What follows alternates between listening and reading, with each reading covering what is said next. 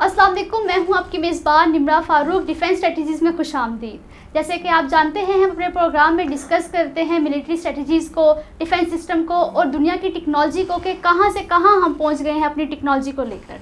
इसी बात को मद्देनज़र रखते हुए आज का जो हमारा मौजू है वो है ड्रोन्स। ड्रोन्स एक ऐसा टॉपिक है जिस पे हर कोई बात करना चाहता है, उसको सुनना चाहता है कि हम लोग कहां से कहां पहुंच गए हैं। इसी हवाले से हमारे साथ मौजूद है एक जानकार अब्दुल्ला शाह साहब, जिनसे हम बात करेंगे और जानेंगे कि ड्रोन की क्या अहमियत है। अब्दुल्ला शाह साहब, आपको प्रोग्राम में खुश आमदीद। बहुत शुक्रिया।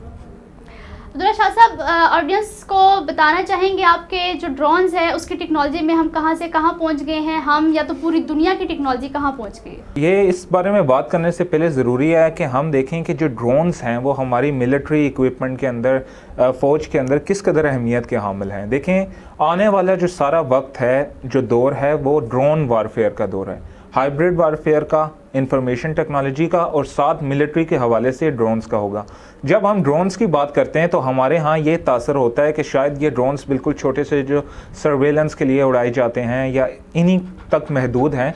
हालांकि जो ड्रोन्स की दुनिया है वो इंतहाई जिद्दत इख्तियार कर चुकी है, और अगर आप इस हवाले से जानें तो वो तो ड्रोन्स हैं जो पे लोड लेके जाते हैं, अटैक करते हैं, सर्वेलेंस कहते हैं, रिकॉनेसेंस करते हैं।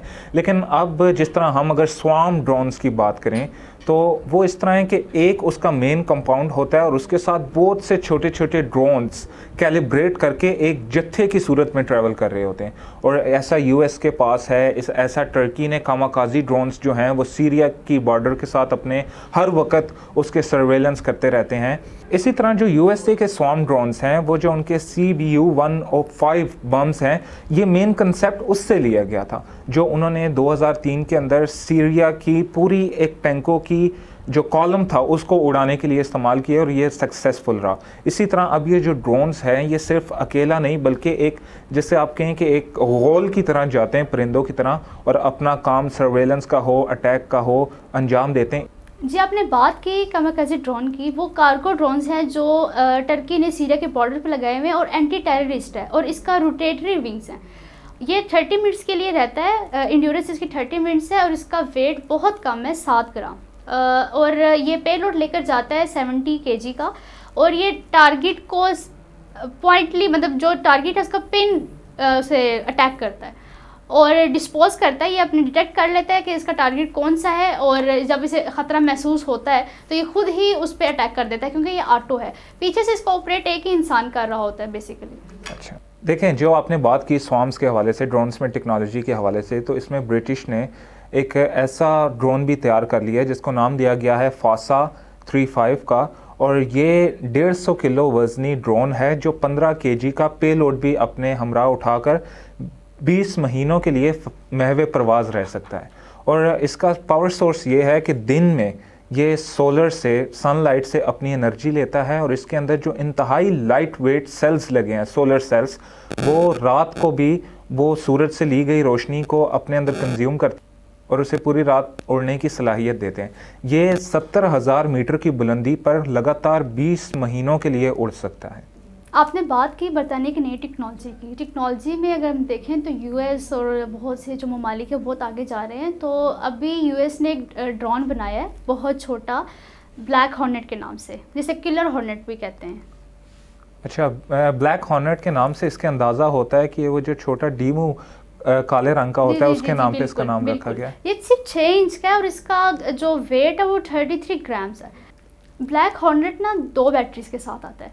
मतलब जब हम लोग एक बैटरी डाल के उसको सर्वेलेंस के लिए भेज रहे हैं तो तब तक पीछे से दूसरी बैटरी चार्ज हो जाती है। 25 मिनट्स के लिए वो हवा में रहता है और 20 मिनट्स में दूसरे इसके पीछे ऑपरेट कर दिया जाता है, उसकी दूसरी बैटरी तैयार कर दी जाती है। उसकी रेंज ये है कि अभी सिर्फ 2 किलोमीटर है। वक्त के साथ साथ ज़्यादा होती जाएगी, मसला नहीं है, लेकिन रॉ फुटेज के लिए तो बहुत अच्छा है ये।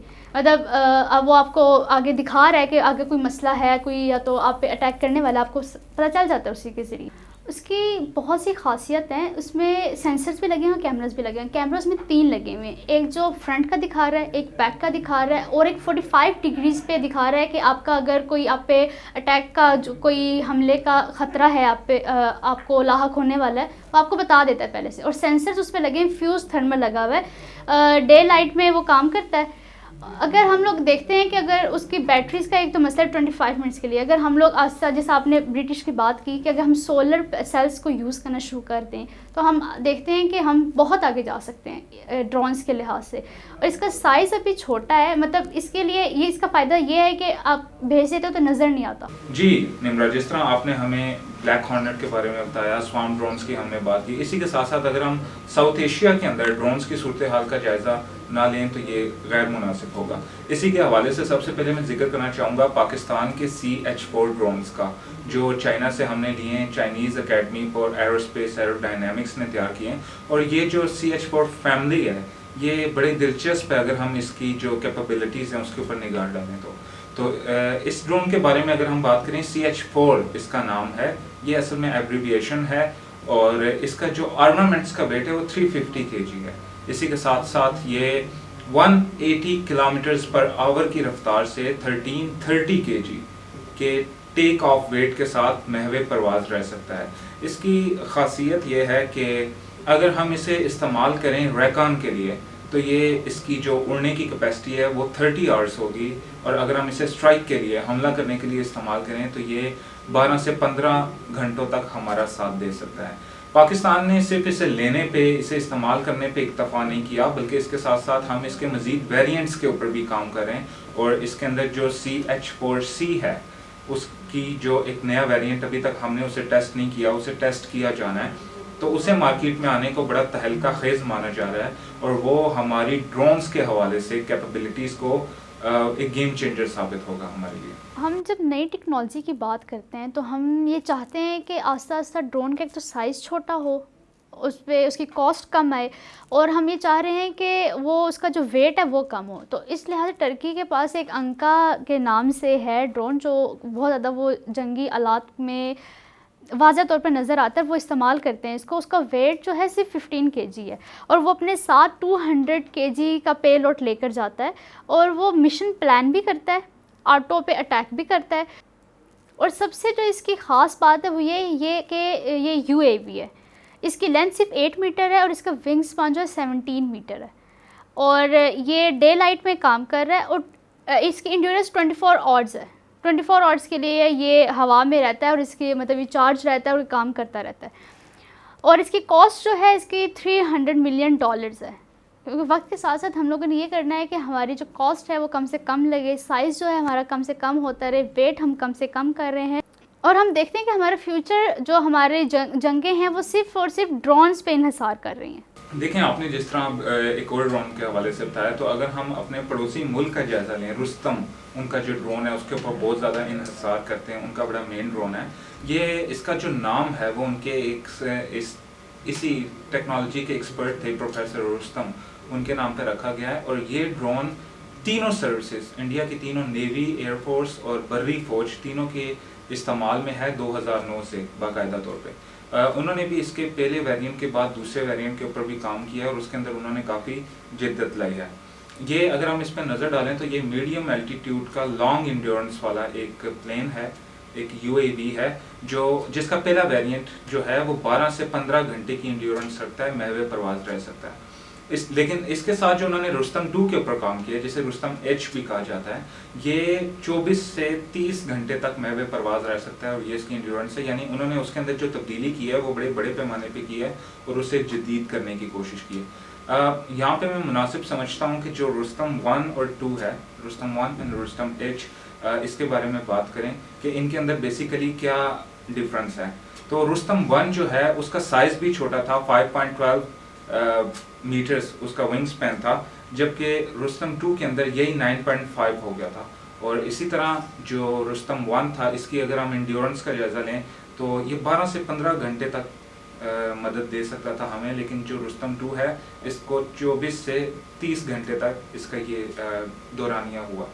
इसी के साथ साथ इनकी जो लोडिंग कैपेसिटी है या इनका जो रैकन टाइम है उसके अंदर भी तब्दीली आई, और रुस्तम 1 का वेट 95 kg था, जबकि रुस्तम 2 में इसे 350 kg कर दिया गया। कितना ज़्यादा फर्क डाला गया। जो एम्प्टी वेट की अगर बात की जाए तो रुस्तम 1 के अंदर ये 720 किलोग्राम की कैपेसिटी थी, जबकि रुस्तम 2 के अंदर ये 1800 किलोग्राम हो गया था।